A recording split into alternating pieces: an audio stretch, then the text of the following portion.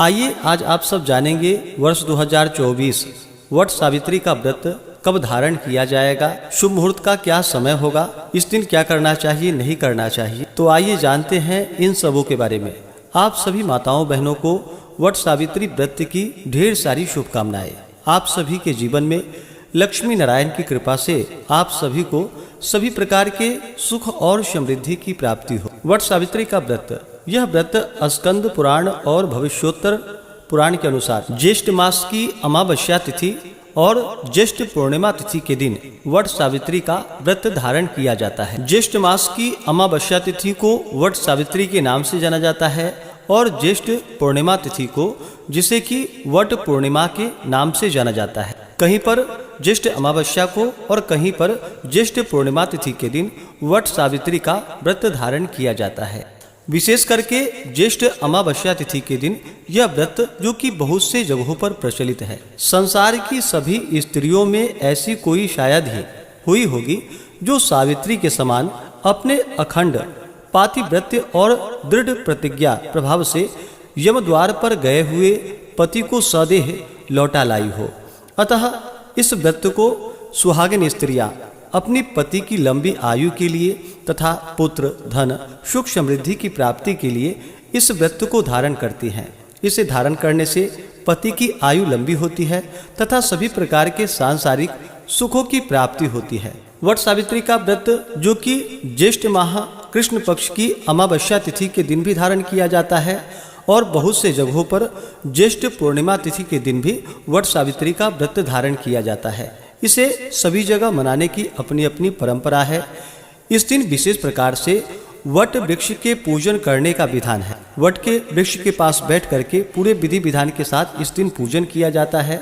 इस दिन सत्यवान और सावित्री का पूजन किया जाता है। अमावस्या को वट समीप बैठ करके बांस के एक पात्र में सप्त धान्य भरकर उसे 2 वस्त्रों से ढक करके और दूसरे पात्र में स्वर्ण की ब्रह्म सावित्री तथा सत्यवान सावित्री मूर्ति स्थापित करके गंध अक्षत आदि से पूजन करके तत्पश्चात वट के सूत लपेटकर उसका यथाविधि पूजन करके इस दिन वट वृक्ष की जो कि 7 बार परिक्रमा की जाती है। तो आइए जानते हैं वर्ष 2024 में वट सावित्री का व्रत धारण कब किया जाएगा। वट सावित्री का व्रत जो कि ज्येष्ठ अमावस्या तिथि प्रारंभ समय 5 जून 2024 दिन बुधवार शाम 7:56 और अमावस्या तिथि की जो समाप्ति है वह 6 जून 2024 दिन गुरुवार शाम 6:08 पे। तो वट सावित्री का जो व्रत धारण किया जाएगा वह 6 जून 2024 दिन गुरुवार को व्रत धारण किया जाएगा। 6 जून को जो सूर्योदय का समय होगा वह समय सुबह 5:07, सूर्यास्त शाम 6:46 होगा। इस दिन चंद्रोदय का जो समय है सुबह 4:30 और चंद्रास्त शाम 6:52। राहु काल का जो समय होगा वह समय 6 जून को दोपहर 1:39 से दोपहर 3:21 तक होगा। राहु काल समय के दौरान कोई भी शुभ कार्य या नया कार्य नहीं करना चाहिए, यह लाभप्रद नहीं होता है, इस बात का ध्यान रखें। योग 6 जून को जो कि धृति योग बन रहा है रात्रि 10:09 तक, उसके बाद शूल योग होगा। नक्षत्र जो कि रोहिणी नक्षत्र रात्रि 8:16 तक, उसके बाद मृगशिरा नक्षत्र। अभिजीत मुहूर्त का समय 6 जून को जो कि सुबह 11:29 से दोपहर 12:23 तक होगा।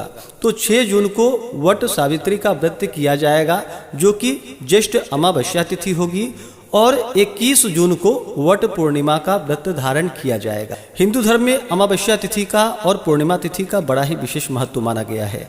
6 जून को जो कि अमावस्या तिथि होगी, अमावस्या तिथि के दिन गंगा स्नान करना, दान पुण्यों के कार्य करने का विशेष महत्व माना गया है।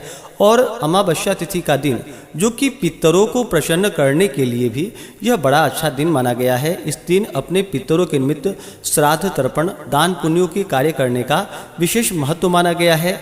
वहीं पे ज्येष्ठ अमावस्या को वट सावित्री का व्रत धारण किया जाता है। तो इस दिन वट वृक्ष की पूरे विधि विधान के साथ पूजन करनी चाहिए, इससे अनंत फलों की प्राप्ति होती है।